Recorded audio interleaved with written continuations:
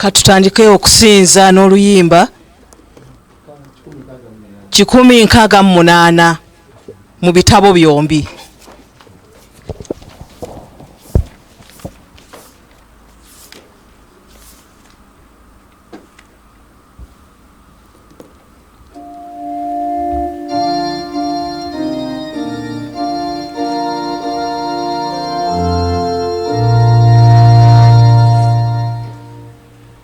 Yesu alifuga wana musana webwaka obwakabaka buli buna kutusa ennaku zonna. Abantu b'ennimi zonna batendenga okwagala kwe, abaana balabuliranga obulungi bw'erinnya lye. Omukisa gwe bwe guli basibe bafune eddembe, abayebanaawumulanga abeetaaga ne bakuta.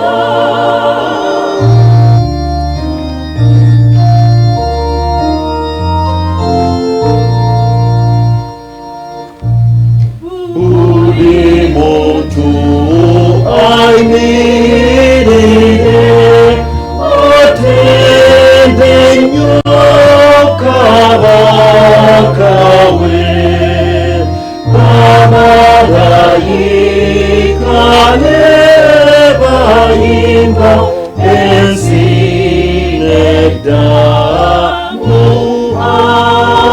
amina.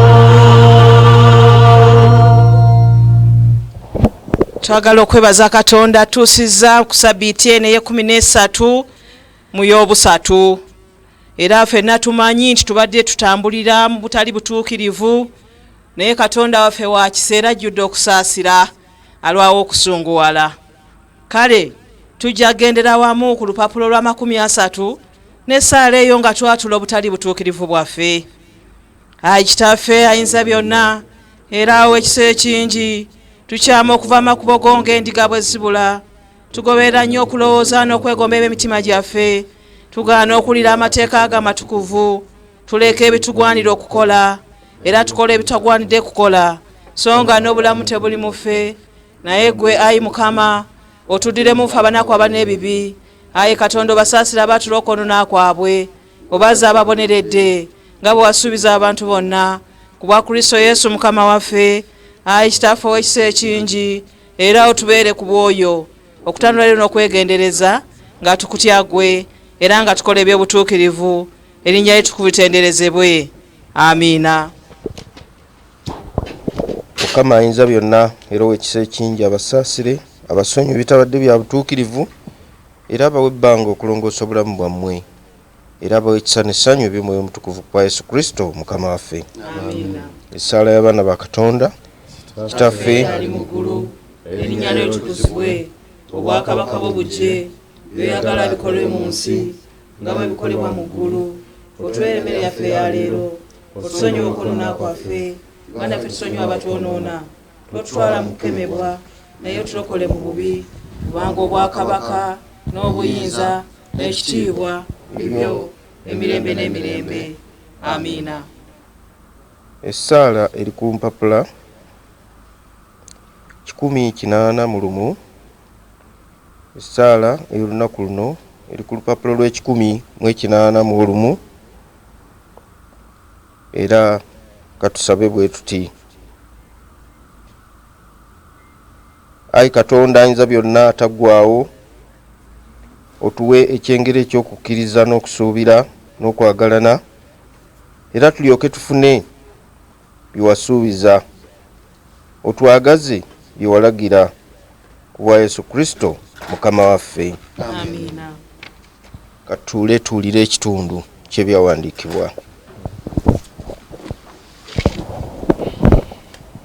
Ekitundu kyaffe ekyaleero kivudde mu kitabo kya Yoswa essula 6. Tujja kutandika n'olunyiriri olw'olubereberye. Kiri ku mpapula 232 ku luuyi olw'endagaano enkadde. Yoswa essula 6. Tujja kutandika n'olunyiriri olusooka. Era Yeriko kyali kiggaliddwawo ddala olw'abaana ba Isirayiri. Tewaali afuluma newankubadde ayingira. Mukama n'agamba Yoswa nti, laba, nkukiwadde mu mukono gwo Yeriko, ne kabaka waamu n'abazira ab'amaanyi. Era mulikyetooloola ekibuga, abalwanyi mwenna nga mukyetooloola omulundi gumu, bw'onookolanga bw'otyo ennaku 6. Ne bakabona 7 balisitula eŋŋombe 7 ez'amayembe ag'endiga ensajja nga zikulembeza essanduuko, ne ku lunaku olw'omusanvu mulikyetooloola ekibuga emirundi 7, ne bakabona balifuuwa eŋŋombe. Awo bwe balifuuwa eŋŋombe ez'amayembe ag'endiga ensajja, era bwe muliwulira eddoboozi ery'eŋŋombe, abantu bonna ne balyoka boogera waggulu n'eddoboozi ddene, bbugwe ow'ekibuga n'alyoka agwira ddala wansi. Abantu ne balinnya buli muntu mu maaso ge. Yoswa omwana wa Nuuni n'ayita bakabona n'abagamba nti, musitule essanduuko ey'endagaano. Era bakabona 7 basitule eŋŋombe 7 ez'amayembe ag'endiga ensajja, bazikulembeze essanduuko ya Mukama. Ne bagamba abantu nti, muyite mwetooloola ekibuga, n'abalina ebyokulwanyisa bakulembere essanduuko ya Mukama. Awo Yoswa bwe yamala okwogera n'abantu, bakabona 7 abasitula eŋŋombe 7 ez'amayembe ag'endiga ensajja mu maaso ga Mukama ne bayita, ne bafuuwa eŋŋombe, essanduuko ey'endagaano ya Mukama ng'ebavaako ennyuma. Abaalina ebyokulwanyisa ne bakulembera bakabona abafuuwa eŋŋombe, ab'ennyuma ne bagoberera essanduuko nga bafuuwa eŋŋombe nga batambula. Yoswa n'alagira abantu ng'ayogera nti, mwogerere waggulu n'eddoboozi lyammwe lireme okuwulirwa, n'ekigambo kyonna kireme okuva mu kamwa kammwe okutuusa ku lunaku lwe ndibalagira okwogera waggulu ne mulyako mwogera waggulu. Bw'atyo yagyetoolooza ekibuga essanduuko ya Mukama nga bakyetoolodde omulundi gumu, ne bayingira mu lusiisira ne basula mu lusiisira. Ekyo kye muwulidde kigambo kitukuvu.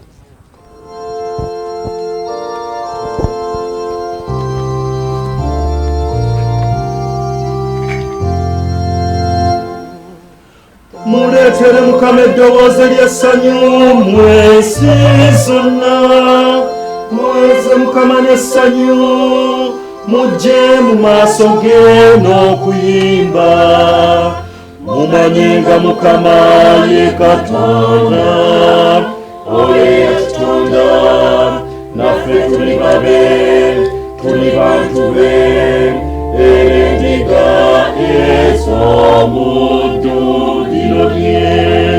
Muyingire mu miryango gye n'okwebaza, ne mukyaze n'okutendereza, mumwebaze mukuze erinnya lye, kubanga Mukama mulungi, okusaasira kwe kwa lubeerera, n'obwesigwa bwe bwa mirembe gyonna. Ekitiibwa kibeere kitaffe n'ery'Omwana n'ery'Omwoyo Omutukuvu, nga bwe kyali olubereberye, bwe kiri ne kaakano, bwe kiriba, emirembe n'emirembe. Amina. kale tunanyweza okukkiriza kwaffe n'enzikiriza ey'abatume. Nzikiriza Katonda Kitaffe ayinza byonna, omutonzi w'eggulu n'ensi, Yesu Kristo omwana omu yekka Mukama waffe, eyazaalibwa omuwala atamanyi musajja Maliyamu, eyali olubuto olw'Omwoyo Omutukuvu, n'abonyaabonyezebwa ku mirembe gya Pontiyo Piraato, n'akomererwa ku musaalaba, n'afa, n'aziikibwa, n'akemba gombe mu bafu, olunaku olwokusatu n'azuukira mu bafu, n'agenda mu ggulu, atudde ku mukono ogwa ddyo ogwa Katonda Kitaffe ayinza byonna, n'alivaayo okukomawo okusaala omusango gw'abalamu n'abafu, nzikiriza Omwoyo Omutukuvu n'ekkanisa entukuvu ey'abantu bonna eremu na wonna, n'okusa ekimu okw'abatukuvu, n'okusonyibwa ebibi, n'okuzuukira kw'abafu, n'obulamu obutaggwaawo. Amiina. Katutuule olw'okwaniriza. Twala omukisa guno okwebaza Katonda atuwadde ekirabo eky'obulamu, atukuumye n'atulabirira n'atuyisa mu mbeera zonna ezibaddemu okusoomoozebwa. Mukama yeebazibwe. Mu studio eza Delta TV nimu n'abaweereza ba Mukama bano, omusumba omubeezi Reverend Frobia Sebunya nyebutusanyisa okulaba, ate n'omugenyi waffe ate omuweereza wa wiiki eno emmere ewooma wiiki era nga ye Reverend Abel Serwanja, emmere ewooma sebo tusanyisa okulaba, omusumba w'obusumba obw'Ekireka. Tubeebaza bannaffe okubeera nti mututambuziza bulungi mu wiiki yonna okuva lwe mwatandika ku Mande. Munnaffe Albert Kasule mulwadde taliiwo, naye tulina essuubi nti ajja kubeera bulungi. Omukubiriza ne ttiimu ye tebali naffe leero wano, naye nga bagoberera buli kimu ekigenda mu maaso. Njagala kwaniriza aba Youth Choir, tusanyisa okubalaba nga mmwe muli ku ttiimu awamu ne choir coordinator omwami Andrew Sechewa. Weebale nnyo, weebalire ddala okuvunaanyizibwa byonna okulaba nti otuteekateeka bulungi. Mwebale nnyo. Tuteeseteese okubeera n'omusomo ogunaakulembera enteekateeka bakadde baffe gye bategese aba Interreligious Council, nga ffe eno ku bwasabadikoni tugenda kubeera nagwo nga 22, era gujja kubanga gwetaagisa abakulu ab'ebitongole ebyenjawulo n'okusingira ddala omukubiriza n'omuwanika ate naffe abaweereza. Era ebisingawo ku byo ffe ng'abeekatwe tujja kubimanya nga tuyita ku mukutu gwaffe, era ataasobole kubeera mu nteekateeka eyo twamaze okutegeezebwa nti wajja kubeerawo ebbaluwa ate ejja okuweerezebwa mu Ministry of Health, ate Ministry of Health eryoke etuwe certificate etukkiriza okuggulawo nga omukulembeze w'eggwanga maze okulangirira enteekateeka eyo. Tufube okulaba nti tubeerayo mu musomo ogwo ogunaabeera hotelemu gye tujja okubategeeza mu bwasabadikoni buno obwe Mengo. Mukama yeebazibwe.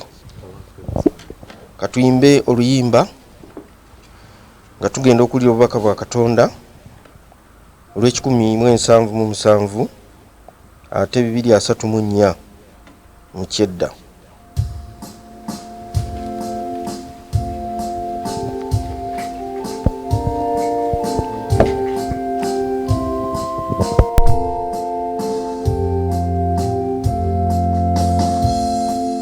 Yesu mulokozi wange neroze uwoweka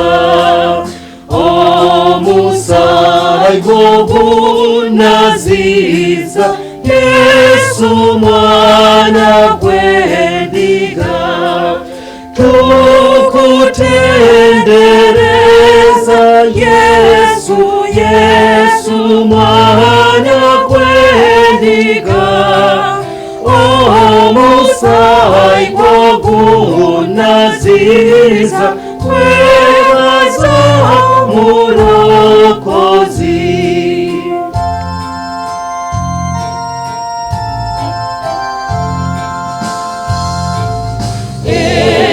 banafuba bufubi okufuna emirembe lero maliridde ddala okweyabiza Yesu tukutendereza Yesu Yesu mwana gw'endiga omusaayi gw'ogunaziriza kwebaza Mulokozi.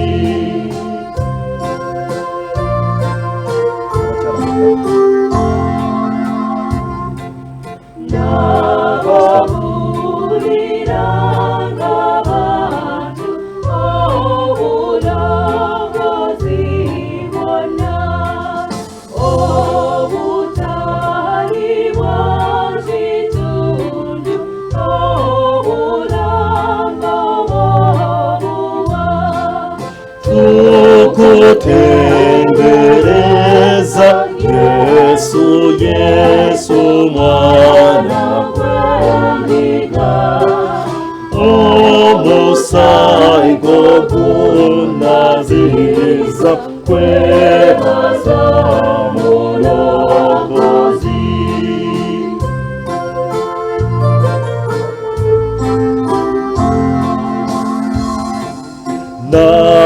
Nategeeza ng'ebya Yesu n'obuvumu n'esitya eyazija mu busibe n'okuwonya yamponya tukutendereza Yesu Yesu mwana gw'endiga omusaayi gw'ogunaziriza kwebaza Mulokozi.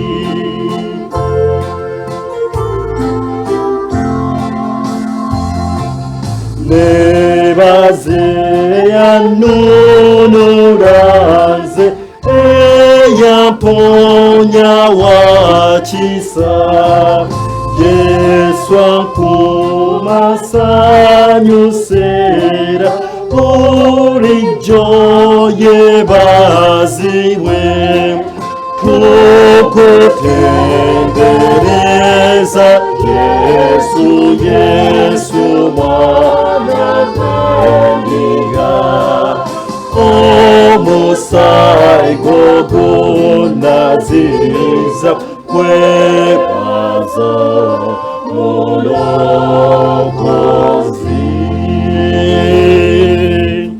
Tukweyanziza Ssebo Yesu olw'omusaayi gwo gutunaaza ffe aboonoonyi era ne tulabika nga abatuukirira mu maaso go. Weebale olw'ekisa kyo Mukama, weebale okwagala kwo kubanga era mu kisa kyo mw'otukuumidde wiikendi ennamba n'okutuusa kaakano. Weebale olw'ebirungi byonna Katonda waffe by'otugabiridde, mubaddemu ebyokulya ebyokunywa, mubaddemu okutujjanjaba, mubaddemu okutwambaza. Weebale Katonda waffe kubanga otumalizaako ekisa kyo n'obulungi bwo. Ne mu kiseera kino tuzze kwogera ku linnya lyo kubanga ddungi. Kyangu oyogere naffe tukkiriza nga tukakasa ti era naffe tunaawulira. Mu linnya lya Kitaffe n'Omwana era n'Omwoyo Omutukuvu. Amiina. Nze Mmere Ewooma Sserwanja Abe William ago ge mabatize. Okusooka twagala okwebaza Katonda kubanga atusinkanyizaako nammwe abatulaba ate ne bannaffe abali wano mu buweereza buno. Twebaza Katonda olw'enteekateeka eno ennungi era Katonda yeebazibwe. Njagala okwaniriza okwegatta ku ddoboozi ly'omusumba okwebaza bannaffe be tuli nabo mu buweereza buno, bannaffe ba Youth Choir okuva Katwe Matters ate n'abaweereza bonna. Munnaffe atwaniriza naye katumwanirizeeko Taata Reverend Emmanuel Rutaya, omusumba omukulu w'obusumba buno obw'e Katwe. Mukama yeebazibwe.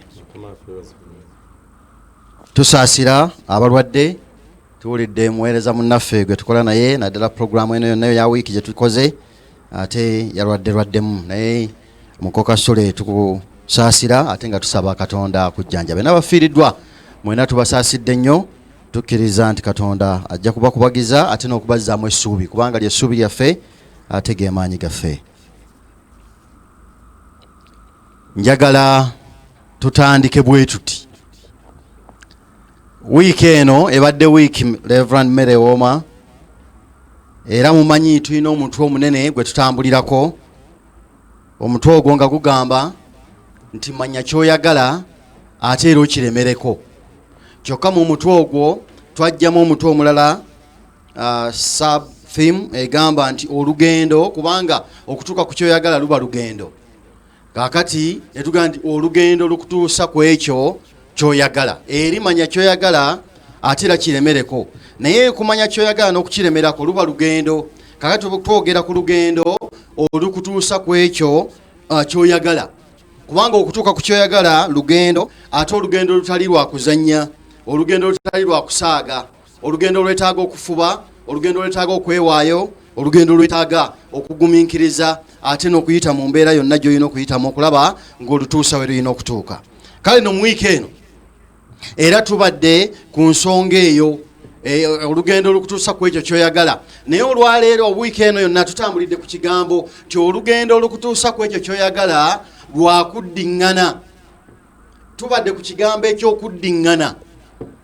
Okuddiŋŋana ekintu kitegeeza leero bwe kikulema ate enkyo kiddira, era bwe kikulema n'oddayo, era bwe kikulema n'oddayo mpaka bw'okikola ki bw'okiwangula. Era mmwe abamanyi engero ennungi ez'Abaganda tutera okugamba nti omuntu addiŋŋana amawolu ye yagajjamu muki omukkuto. Kwe gajja okoma okulya amawolu kibadde akinokkuta n'owulira ng'okkuse buki bulungi. Naye bw'olyako akatono n'ogaa nti emmere yawoze sigyagala era gwe enjala ejja kukuluma. Naye omuntu agaa nti nja kuddamu ndyeko newankubadde mpolu naye nja kuddamu era nziremu ekivaamu akijjamu omukkuto. Kale eno tulibadde ku kigambo kya kuddiŋŋana. Era ku lunaku lwa Mande twalaba ebyawandiikibwa bino. Olunaku lwa Mande twagulawo omutwe guno naye nga tugugulira mu kitabo kya Luka essula 18.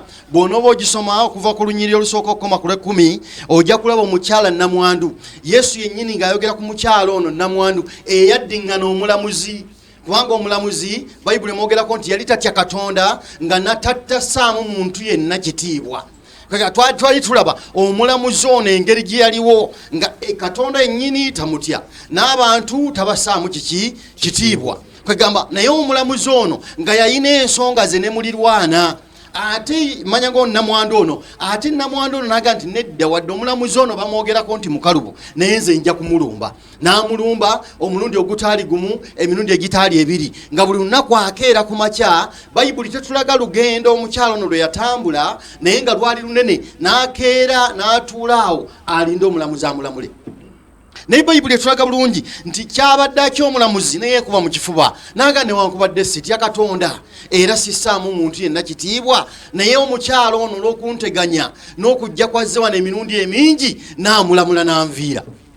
Kwegamba yamulamula omukyala n'akwata ekyamagero si lwakuba nti yali wakukikwata, naye olw'okubanga yaddiŋŋana omulamuzi ono n'akomawo n'atafuna bwenkanya, n'akomawo ne batamulamula, teyakoowa mpaka ng'amaze okufuna ekyo kyakola ki kyayagala. Emirundi egisinga obungi tukooyera mu lugendo, tetunnafuna kye twagala ne tukoowa. Kakati Bayibuli etulaga nti ono ye teyakoowa mpaka ng'ekyamagero amaze okukikwata. Olugendo olukutuusa ku kyoyagala lwakuddiŋŋana, si lwakukooyeramu ate si lwakusaagiramu.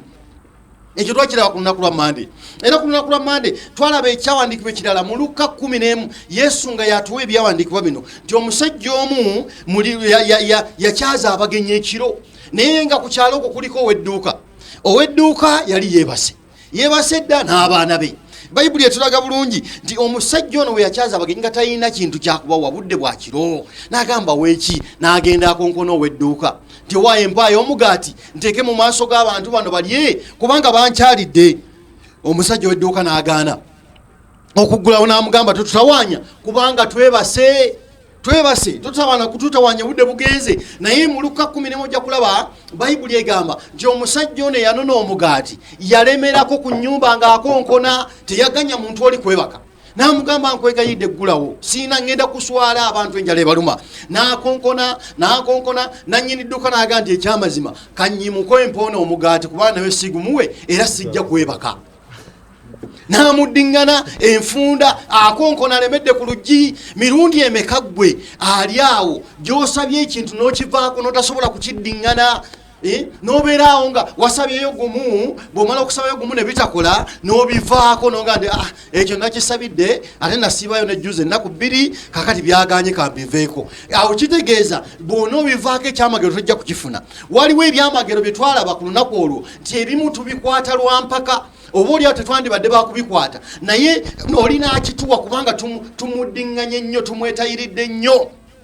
aga nti ono newe simuwa ajja kusigala akola ki ansumbuwa ntawanya kale tulabanga omukulu w'edduuka ono yaggulawo n'akwata emigaati n'agiwa omusajja n'aga nti owaye njira onviire kubanga newe siggulewo sijja kwebaka ojja kulemera ku luggi ng'olukonkona mukristaayo ali eyo konkona oluggi mpaka ng'omaze okufuna ky'oyagala olugendo olukutuusa ku ky'oyagala mukama yeebazibwe lemerako dingana ekintu mpaka ng'omaze okukifuna gwe bw'ona okifuna tambula ng'ogenda weebaza kubanga gwomaze okikola ki okukifuna si nsonga akikuwadde ayinza okuba nga si kyekiseera ekibadde ekyokukikuwa naye ekikulu kiri nti omaze okukifuna ebyo no twabirawa ku lunaku lwa Mande era ku lunaku lwokubiri Reverend Esmond yali wano n'atuyisa mu kuddingana kwetaagamu okuddingana Katonda kyetaagamu ne Katonda nnyini okumuddingana si kuddingana abantu bannaffe bokka si kuddingana mirimu gyaffe gyokka naye ne Katonda yennyini okubanga ali involved mu kigambo kino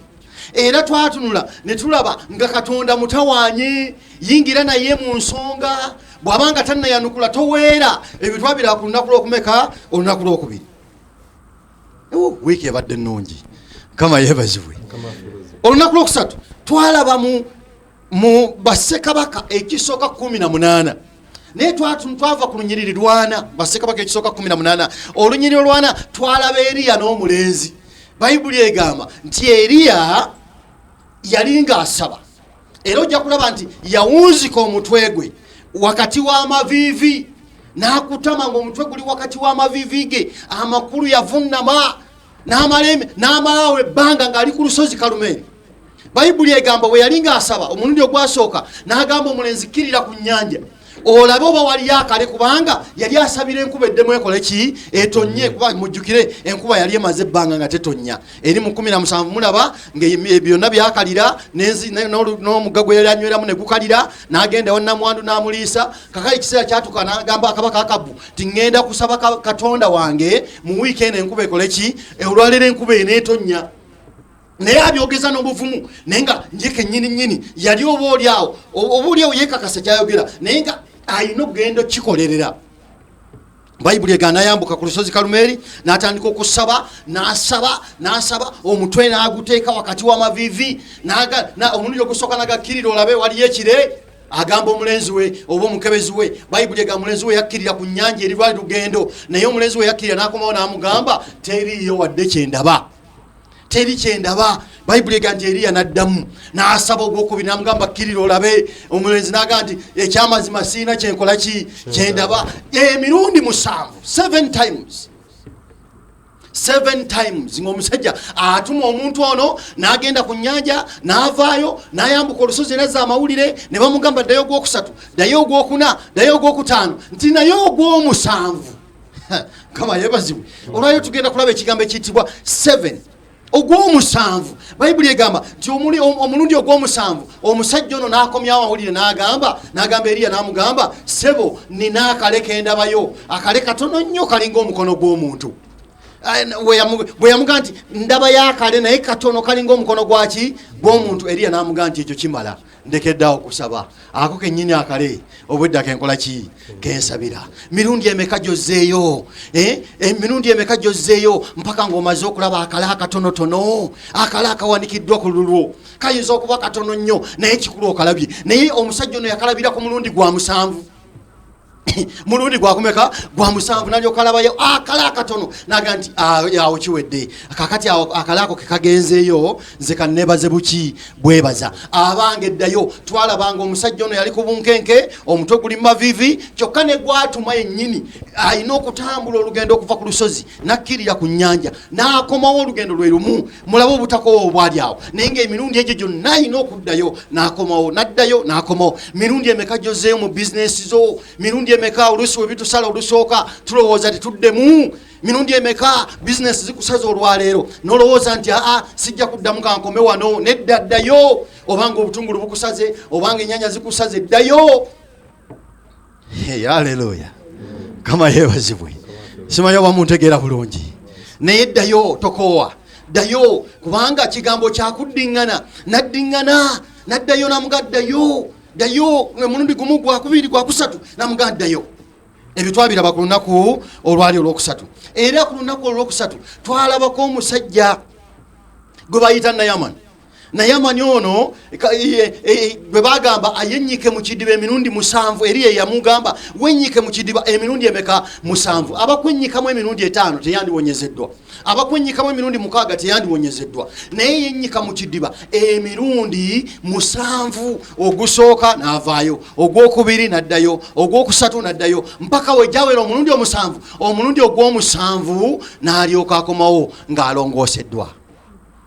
Kakati bwe wennyika mu kidiba nga bakugamba emirundi 7 gwe ne wennyikayo 5 kitegeeza ekyamagero togenda kukola ki kukitwala. Ebyo natu twabiraba ku lunaku olwokusatu era olunaku luno olwokuna nalwo lwali lulungi nnyo. Twalaba ku lunaku lwokuna ekigambo kino ekyokuddiŋŋana tulaba mu Samwiri ekisooka essula ya 3 Bayibuli egamba Samwiri ng'ayitibwa nawulira eddoboozi nga limuyita ajjeewa Eri kabona namuga mpulira eddoboozi erimpita naye namuga ddayo weebake sinnakuyita naye aba yateekawo oluba era siiwe eddoboozi nerikomawo era omusajja ono yayimuka teyagamba ntya bampisa ogusooka nebitakola kakati ogwokusala ogwokubiri kankole ki kanneebake kanve ku ddoboozi naye n'ogwokubiri yaddayo era bwe bamalaawo ne bamuyita omulundi ogwokusatu era omusajja ono n'ayimuka n'addayo kwegamba ng'ayimuka n'aba mugonvu n'agamba naye ndowooza ku mulundi guno eri alabika era mpise eri n'agamba bannange sinnakuyita genda weebake naye omusajja era ne baddamu eddoboozi ne likomawo ne limuyita era namuga sinnakuyita ddayo weebake naye omulundi ogwaddako eri n'amanya nti Katonda alabika nno yayita omwana ono n'amuga nti Samwiri kakati bwe baba owulira eddoboozi eryo nga lizzeemu okuyita yogera bwogezi nti yogera omuddu akola ki awulira. Awo nno nawe twalaba ng'omusajja ono teyeeganya yaddiŋŋana ensonga ng'awulira eddoboozi limuyita ye naddiŋŋana olugendo olwo lw'okugenda okutambula okugenda ewa eri omuga nti owaayo mpise tya sinnakuyita owaayo mpise sinnakuyita. Kakati olugendo olukutuusa ku kyoyagala lwetaagamu okuddiŋŋana ensonga lwetaagamu okuddiŋŋana ekintu mpaka wookiwangula n'otandika okwobujulirwa. Olunaku lwokutaano twalaba omusajja gwe bayita Batuluma. Omusajja ono Batuluma awo Yesu ng'amaze omumusiigako amalusu n'ettaka ku maaso yamuga nti genda mu kidiba kya Solowaamu onaabe emirundi emeka 7 naye nga Yesu yayogera amuwa n'emirundi egy'okunaaba genda emirundi 7 why 7 emirundi egisinga 7 yiwe naaba ebiri tekikola njagala 7 kubanga bwe tuba tusomesa ennamba eno 7 figure 7 is a figure of completeness oba completeness namba yakumaliriza namba yakola ki ikumaliriza. Mujjukira nti Katonda bwe yatonda ensi n'agitonda mu nnaku omukaaga Bayibuli egamba ku lunaku olw'omusanvu n'akola ki n'awummula amaliriza byonna amaliriza completeness kwamba amaliriza byonna bimaliriza atadde wali naga kati lunaku olw'omusanvu nkoze eki mpumudde. Mwabajaguza Silver Jubilee mukimanyi bulungi Silver Jubilee no tata wange lutaya tannaba bituukako ebyo naye abigoberera no Golden Jubilee katugite golden not silver.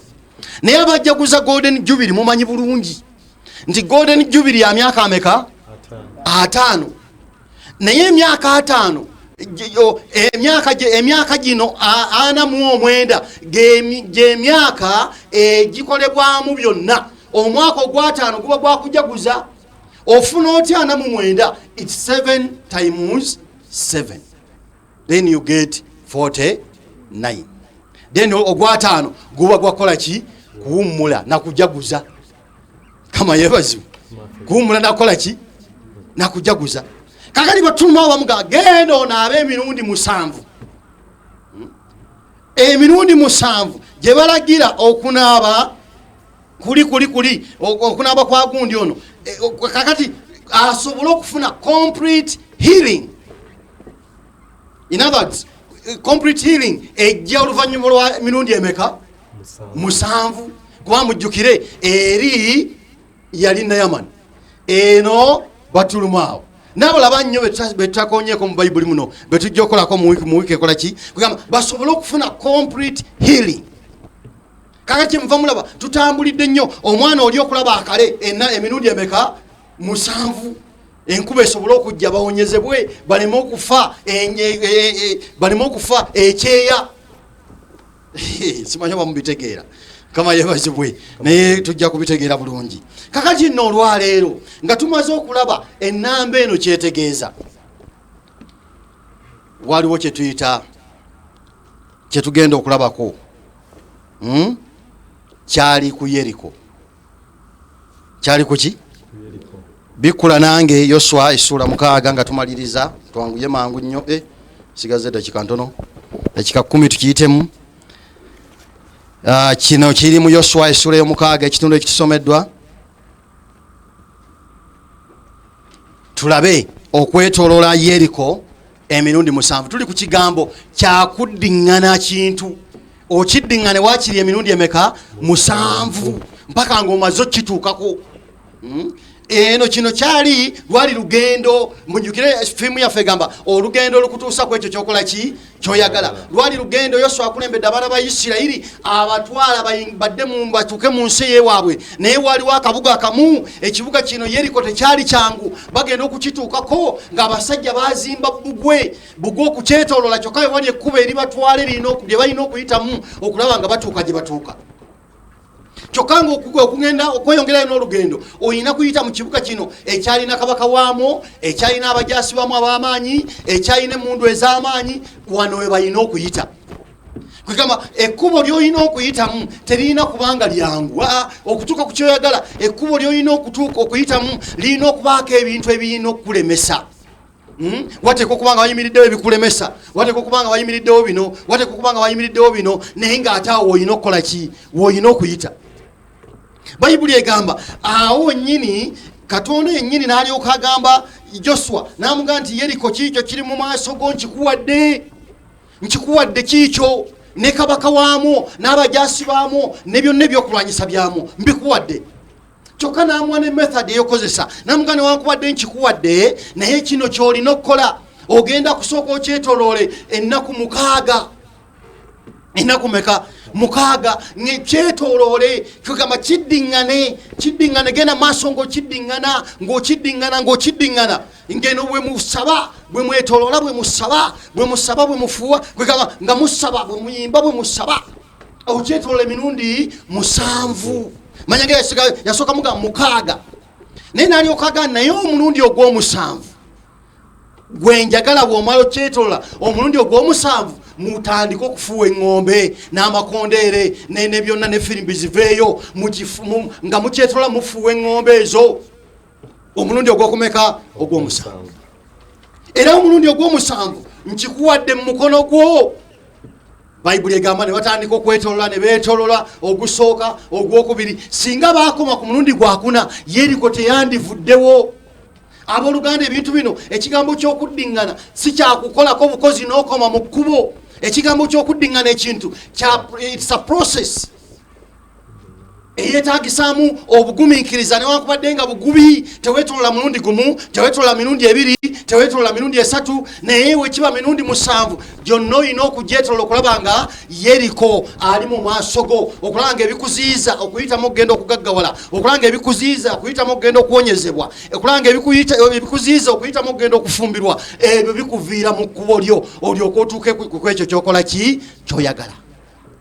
bayibuli egana ne beetolola omulundi gumu emirundi ebiri naye ogw'omusanvu ne balyoka bafuuyira ddala eŋŋombe. jjukira nene agamba nti ate saagala nga mwetisa essanduko y'endagaano, saagala nabajasi bakwate ku ssanduko y'endagaano, njagala baleevi priests betike kubanga benjagala mu lutalo luno, benjagala mu lutalo luno.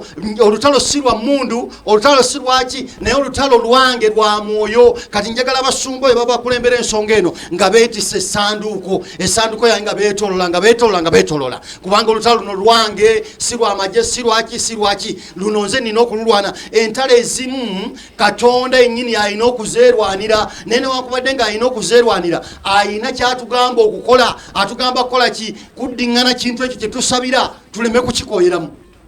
Muddeyo emirundi gumu, emirundi ebiri, emirundi esatu, mukaaga, ogw'omusanvu mulyoke mufuwe ekkondeere, mulekaanire ddala Yeriko ajja kugwira ddala wansi. Era bwe kyali ti omulundi ogw'omusanvu Yeriko n'alyoka agwira ddala waki? Wansi. Njagala kuzzaamu maanyi. Waliwo ebibadde biganye mu bulamu bwo, waliwo ebibadde biringa ebirema mu bulamu bwo, naye njagala kutegeeza tonnaba ekintu ekyo kiddemu emirundi musanvu. Bwe kuba genda mu kusiiba, yingira mu kusiiba emirundi emeka? Musanvu. Genda emirundi musanvu. Tokomaawo okomye nti nasiibyeyo olunaku lumu biganye okubotola. Kakati nfiiriziddwa bizinesi zigwawo biganye, nze kati bizinesi kangikyuse ngende mu ndala. Onookola bizinesi mmeka gwe? Era onootabaala mirimu emeka? Abamu nti bannange mukama wange mukambwe, nzaawo ngenda kuvaawo. Nedda, bayibuli egamba nti temugonderawo okabagonvu naye n'abaki? N'abakambwe. Kakati neyo tomanya nti nze ngenda kubeera wano, ngenda kwekuddingana omulimu guno. Obanga oli mukambwe ng'omusajja oli bwe yali omukambwe omulamuzi oli, nze ngenda kumuddingana mpaka we naamugjamu kyenkola ki? Kyenjagala. Abange ebintu bino byetaaga mu kuddingana. Nga bwe baddingana Yeriko, nawe njagala oddingane ensonga yo gy'osabira. Era wano tugenda kubanga tusaba, waliwo ensonga gye njagala oddingane, obenga ogisabira, obenga ogiteekako amannyo giddingane. Togaba bugambi nti erabika eremeddewo ku mulundi gumu, erabika eremeddewo ku mulundi ogwokubiri, erabika eremeddewo kati kambiveeko. Nedda, 7 times. Eriya asindika omwana 7 times. Batulumaawo 7 times genda onaabe. Naamani 7 times genda onaabe. Kakati ono Yeriko mwetoola emirundi emeka? Musanvu. Mulabe ng'ekintu kimalirizibwa. Ekintu kirina okumalirizibwa, ekintu kirina okugwira ddala wansi. Bayibuli egamba nti Yeriko n'alyoka yabulukukamu n'agwira ddala wansi. Omusajja ono Yoswa n'alyoka ayingira ne kabaka waamu n'amuwambiramu n'amagye gonna n'alabika nga agasaanya okuba yabaga bonna njagala basaanewo. Naye tebereza kwetolola buki? Bwetolozi. Omuntu oyinza okugamba kwetolola bwetolozi naye lwali lugendo, kubanga njagala kutegeeza Bugwe teyali nti nno alinga kikomera kyo kya nnyumba, naye kiri kyali kibuga. Amakulu ekibuga gye kiyitira nammwe gye mulina okukola ki? Okuyitira. Kitegeeza lugendo. Baali mu lugendo, baatuyaniramu. Katugeze bagamba nti weetolole Kampala gy'ayita. Kampala ayita wa? Wuli e Kawempe, wuli e Nakawa, weetolole. Ne mulujje Kawempe, ne mulukube Nakawa, ne muveeyo, ne mulukube eno, ne mudde eno ku Lwentebe n'Amasuba, mwetoloola Kampala. Kitegeeza waliwo okutuyana, kyokka eno mwetisa abamu beetisa essanduko y'endagaano olw'ezitowa. Mujjukire nti kwaliko n'amagumba ga Yusufu, baali bagajjeyo abalayiza temugalekanga mu Misiri, bakutuka n'ebibokisi ebyo, ebokisi eryejjudde emmaanu, ebyo byonna kwali kusoomoozebwa. Naye ng'abasajja mwetoloole 7 times. Dingana ekintu mpaka ng'omaze okukifuna. Bw'omala okufuna obuwanguzi olyoka okomewo nga weebaza ng'osanyuka. Naye bwe kinaakulema n'omanya nti kikulemye gumu n'obivaako, togenda kufuna kyamagero kyoyagala kufuna. Njagala kuzza mu maanyi nga tumaliriza. Mikwano gyange, ebintu bino byonna tuli ku kigambo kya kuddingana. Bw'oba oyagala okuyitamu olugendo olw'okutuusa ku kyoyagala lwetaagamu okuddingana. Dingana ensonga. Mulimi gwali eyo ng'otulaba, obanga emboga zaagaana okujja ziddingane, kubanga luli ekyazivunza ku mulundi guno okikola ki? Okimanyi. Mboga ziyinza okuba zaafa. Kale obanga luli walima green pepper n'akusala, ddayo. Kubanga ku mulundi guno ojja kugamba naye kamusimbire musana, anaagenda okutuuka ku nkuba nga nze ndi katale. Omanya bumanya n'omanya naye luli ekyansuula kye kino, kubanga buli wolima season era omanya ekikusudde oba ekikuyisizaamu. Naye ng'ekyo kikolebwa omuntu addinganya ensonga. naye omuntu akoze omulundi gumu n'abivaamu era oyo tagenda kufuna. Kakati nonjagala kubasaba mikwano gyange kubanga tulaba Jeriko eno Jeriko yagwira ddala kyetuyita complete fall negwira ddala wansi mu nnaku mmeka 7. Ensonga ebadde ekulemye era ensonga ebadde ekulemeddeko giddingane at least 7 times. Nzikiriza munze nti ogenda kulaba ekyamagero kyo. Togwamu maanyi, togwamu ssuubi, naye weeyongera okuyingira mu kukkiriza n'okunywerera mu kukkiriza nga naawe ogiddingana emirundi 7 era nga bw'osaba nti Mukama naye ginaaba emirundi 7 nja kugiyingira mu kusiba, nja giyingira mu kusaba naye mpaka okulaba nga ekyamagero kyange okimpadde. Nze njagala kubaagaliza kiseera kirungi nakubazaamu maanyi. Ebyo ebibadde mu weekend namba ate olwayo tubimaliriza n'ekitabo kya Yoswa. Njagala okisoma olabe nti we baagira ne bawangula obuwanguzi obwo baabufuna lwaki? Kubanga baagondedde eddoboozi lya Katonda era ne bakola ekyo Katonda kye yabakola kyeyabalagira. Dingana ensonga okulaba ng'ogituukako. Mukama abeere nammwe.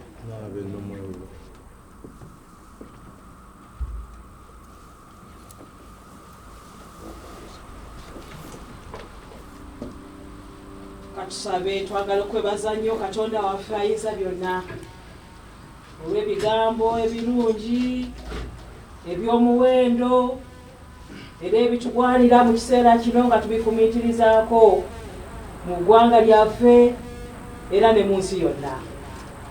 Ekiseera kino Mukama nga tulaba tuddiŋŋana tubadde tuweddemu amaanyi nga tusabye ne tuwulira nga tukooye ne tubivaako ne tugamba nti ne Katonda ndowooza tatuwulira.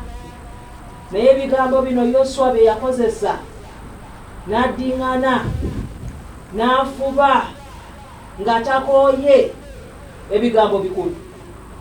Tukooyera mu nsonga, ne tukooyera mu kkubo, ne tukoowa nga tutambula, ne tukoowa nga tulina endwadde, ne tukoowa nga tuweddemu essuubi, ne tukoowa olw'ebigambo ebingi. Naye ebigambo bino bituzaamu amaanyi nti ne tukoowa. Leka twetooloole.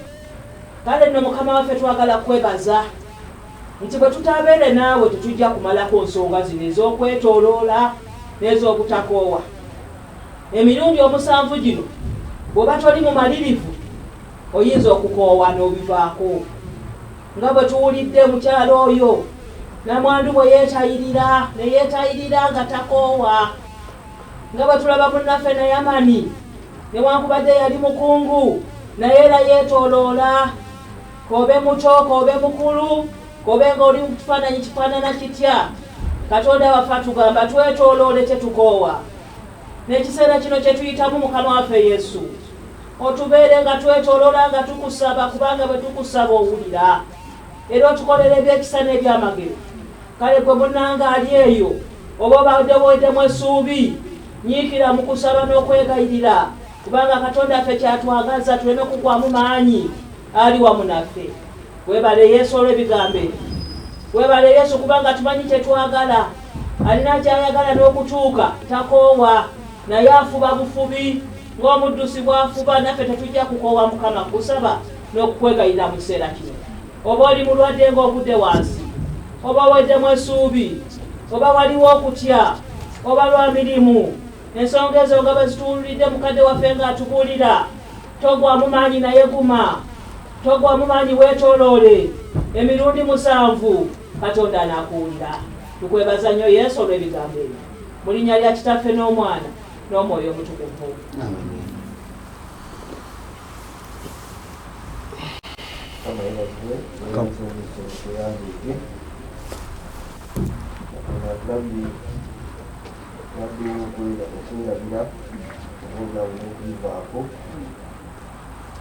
Kajonze kukatala akamu nabirako olumu etanka bagiziyo nzadde ekyokudingana okulala abakifoondi okudingana okwambala masi ng'olaba abantu babiziddeko kale nebyo byonna bikukakatako okubeera nga tudingana okusobola okusiga okuula embeera yonna ey'okudde ebizidde Mukama yasa kati tugenda kwebaza nani wabugani ensawo zino mwazifunye ezifunye kandi ekibo olumba tuyimbe ate okaliba kandi akajja kuwona kisana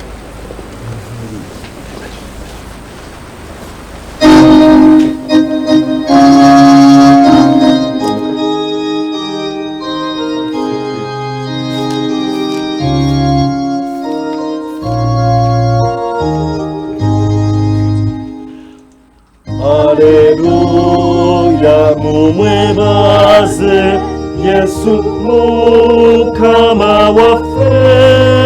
Aleluya, ye kabaka ye muwanguzi yekka. Bangi nnyo abatusooka okuyita mu kufa. Agulumiza mukama atunuludde ffenna. Katonda wekitiibwa twebaza kubanga mukama waffe twagadde otulabye n'ekisa era twegayira Katonda ayinza byonna olwongera okututeekateeka obulamu bwaffe. Okusooka byonna otulage ekkubo eritugwanira okutambuliramu nga tugonda nga tukkakkana. Tujjukira omusajja oyo Nayamani bwe yali akakanyadde naye oluvannyuma n'agonda.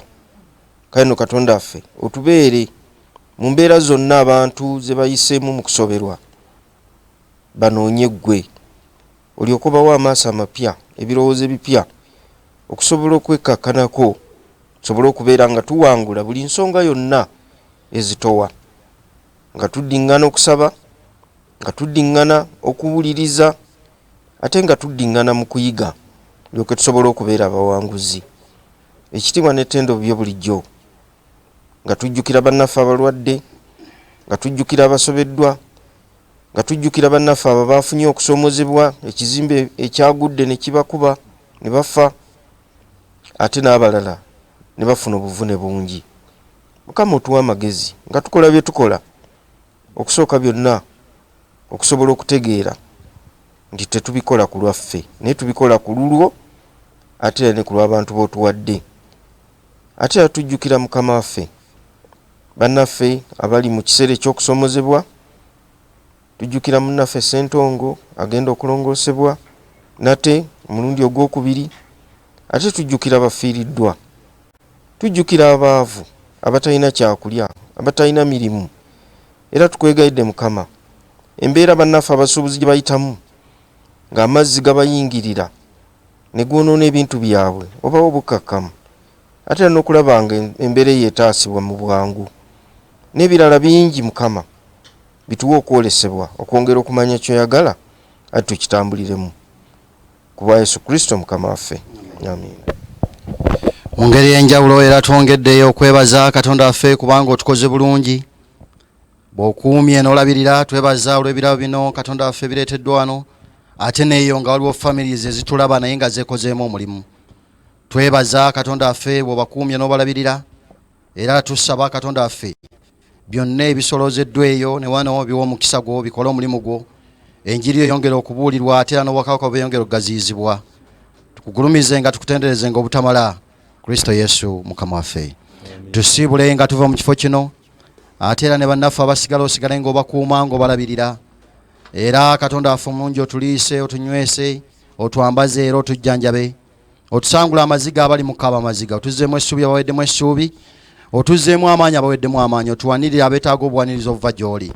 Era mu wiiki ennamba gye tugenda okuyingiramu tulabe ekisa kyo n'okwagala kwo. Kale mikwano gyange era ekisa eky'enje kya Katonda mbawaayo Mukama oyo abakuume, Mukama abakize omusana ogw'omu maaso ge, abawa emirembe. Nsabye omukisa gwa Katonda Kitaffe, Omwana n'Omwoyo Omutukuvu gube nammwe. Omukisa ogwo gubakuume, gubalabirire.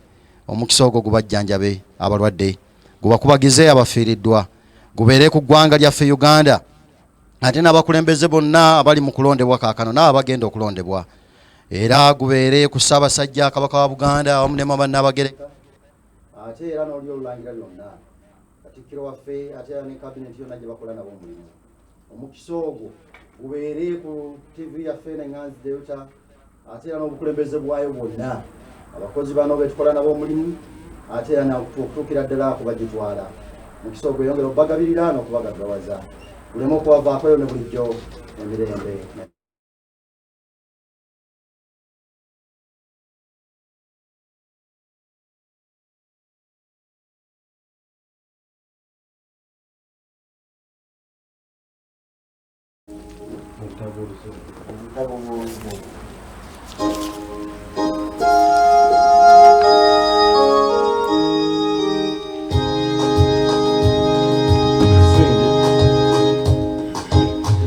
And can it be that I should gain an interest in the Saviour's blood? Died he for me who caused his pain, for me who he to death pursued. Amazing love, how can it be that oh my God should die for me? Amazing